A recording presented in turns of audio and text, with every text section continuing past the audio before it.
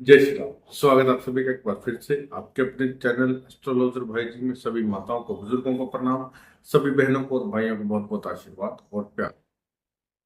बल बुद्धि विद्या देहु मोहि, रहु कलेश विकार। अष्ट सिद्धि नौ निधि के दाता, असवर दीन जानकी माता। नासै रोग हरै सब पीरा, जपत निरंतर हनुमत। कवन सो काज कठिन जग माहि, जो नहीं हो ही तातु मन।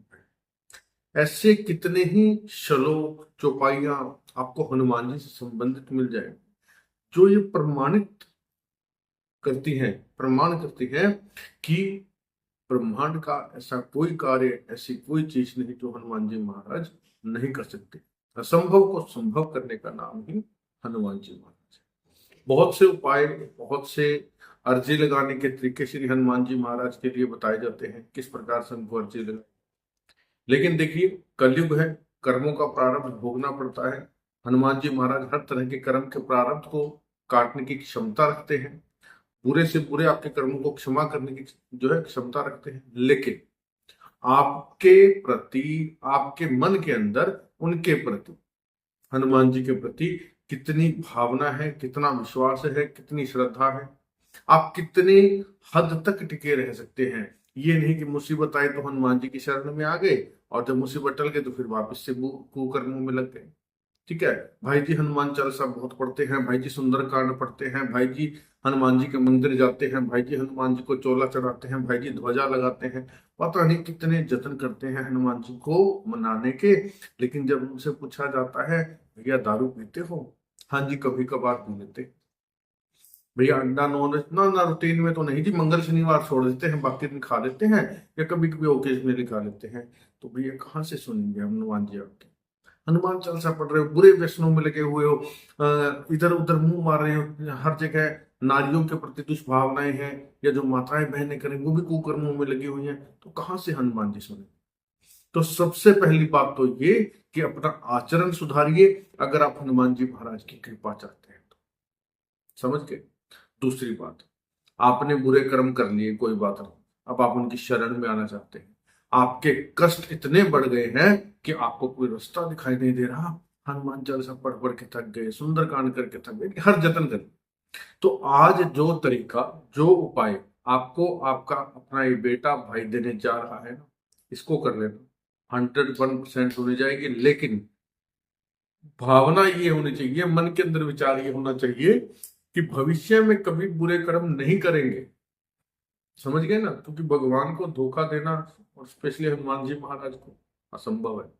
मन में छल कपट त्याग करके ही हनुमान जी की शरण में। ठीक है, क्या उपाय है, कैसे करना है, किस प्रकार से उपाय आपके भयंकर से भयंकर आपदा, विपदा, चाहे वो बीमारी की हो, चाहे कर्ज की हो, चाहे शत्रु की हो, चाहे किसी भी प्रकार के संकट, मुसीबत, कोर्ट कचहरी, शत्रु, कुछ भी हो, समाधान होगा।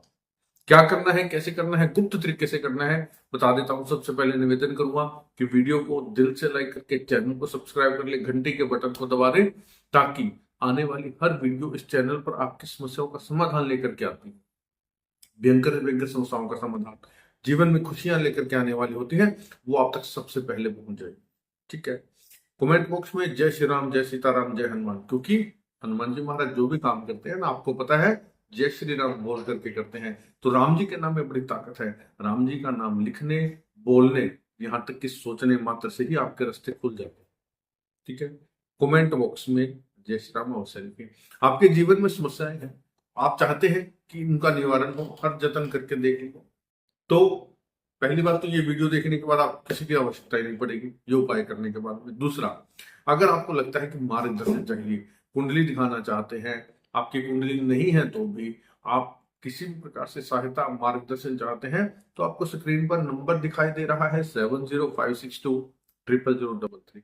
इस नंबर पर दोस्तों केवल व्हाट्सएप मैसेज छोड़े, कॉल ना करें। कॉल कोई भी रिसीव नहीं करेगा, आप व्हाट्सएप कॉल भी ना करें, केवल मैसेज छोड़े। जैसे ही मैसेज देखा जाएगा आपको रिप्लाई मिलेगा। लेकिन मेरे माताओं, बहनों, भाइयों, पर्सनली सलाह की, कुंडली दिखाने की, मार्गदर्शन की एक नॉमिनल से फीस रखी हुई है, वो फीस आप पे करते हैं तो आपको सोल्यूशन मिल जाता है। ठीक है, क्या करना है आपने उपाय, किसी भी मंगलवार को आप करेंगे या किसी भी शनिवार। ठीक है, देखिए, कोई भी चीज करने से पहले हमेशा पहले खुद की शुद्धि जरूरी है, आत्मिक और आपके शरीर की, अंदर की और बाहर की। ठीक है। गंगा जल का सेवन अवश्य करें। बैठ करके आसन पर पूर्व दिशा की तरफ मुंह करें। सामने चौकी पर हनुमान जी का चित्र लगा के लाल कपड़ा बिछा करके गंगा जल का सेवन करें, आचमन करें। ठीक है। और शुद्ध होकर के बैठे, नहा धो करके साफ सुथरे वस्त्र पहने। मन आपका शुद्ध होना चाहिए, विचार आपके शुद्ध होने चाहिए। अब हनुमान जी महाराज के सामने बैठ करके आपने जितनी आपकी आयु है, पहले तो संकल्प लेंगे। ठीक है। हे हनुमान जी महाराज, ये मेरा नाम, ये मेरा गोत्र, ये मेरे पिता का नाम या मेरे पति का नाम, यहाँ से ये मेरा स्थान, मेरा एड्रेस, यहाँ से मैं आपकी पूजा कर रहा हूँ या कर रही हूँ, और मेरी ये समस्या है, आपकी शरण में हूँ, श्रद्धा भाव से कृपया करके मेरे गुरु, पिता, भाई, माता सब बन करके मेरा मार्गदर्शन करें। आपके अलावा मेरा कोई सहारा नहीं है। बस हाथ में जल लेकर के संकल्प करना और बोलने के बाद में जल हनुमान जी के चरणों में छोड़ देना। ठीक है। अब दोस्तों क्या करना है, आपकी जितनी आयु है ना, आपने उतने हनुमान चालीसा का संकल्प लेना है, ये ध्यान। ठीक है, समझ गए ना। पहले गणेश जी का, महाराज का ध्यान कर लेना, 5 बार गणेश जी का नाम ले लेना, ओम गंग गणपते नमः बोल करके 5 बार। अब आपने सबसे पहले करनी है राम नाम की एक माला। पहले गणेश जी के 5 बार नाम ले लिया, फिर राम नाम की एक माला। राम राम राम राम 108 बार। माला नहीं है तो राम राम 1, राम राम 2, राम राम 3, राम राम 4, राम राम 5, इस प्रकार से राम राम 108 बार बोलिए। ठीक है।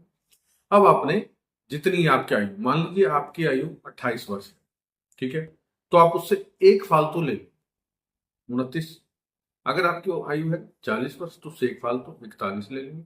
आपकी आयु है 45, आप एक फालतू लेंगे 46। आपकी आयु से एक हनुमान चालीसा आपने अधिक करना है। अब आप गिनती कैसे करेंगे, आप वहां पर रख लेंगे भुने हुए चने। जी हाँ, आगे इन चनों को इस्तेमाल करूंगा।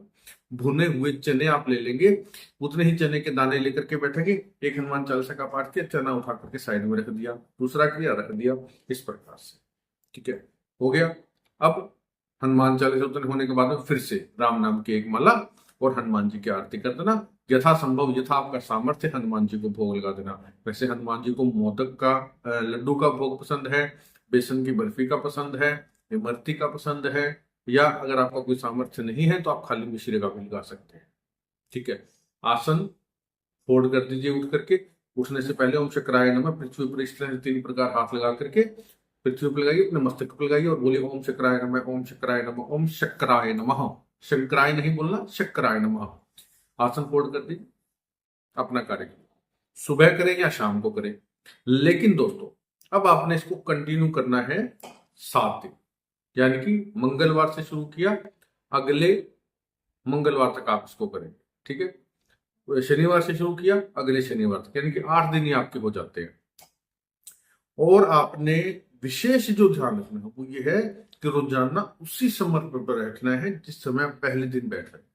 ये विशेष ध्यान रखना है, क्योंकि ये एक गुप्त साधना है। कोई भी चीज नियम और समय की बड़ी पाबंद होती है, और हनुमान जी महाराज शुद्धताई और नियम के बड़े पाबंद है। आप पहले मंगलवार को सुबह 7 बजे बैठे तो रोजाना 7 बजे ही बैठेंगे 8 दिन तक। 7 बजे के 10 मिनट भी ना होने दें। 7:15 बैठे, 7:15। अगर आपको रात का टाइम सेट बैठता है तो आप रात के समय कीजिए, अति उत्तम रहेगा। 8 बजे कीजिए, 9 बजे कीजिए, 10 बजे कीजिए, 12 बजे से पहले पहले रात्रि में आप इसको आराम से कर सकते हैं। ध्यान ये रहना, पहले दिन वही समय चुनना जो आपको 8 दिन तक दिक्कत ना हो, आप रोजाना कर पाए। ठीक है। आपने पहले दिन जो कर लिया वो चने जितने आपने काउंट करके रखे उनको एक साइड में रख देना। अगले दिन फिर से वही करना है, नए चने आपने लेकर के बैठना, उन चनों में आपने डेली इकट्ठे करते रहना है उतने ही। तो 8 दिन में आपको वो चने, उतने जो चने हैं वो इकट्ठे हो जाएंगे।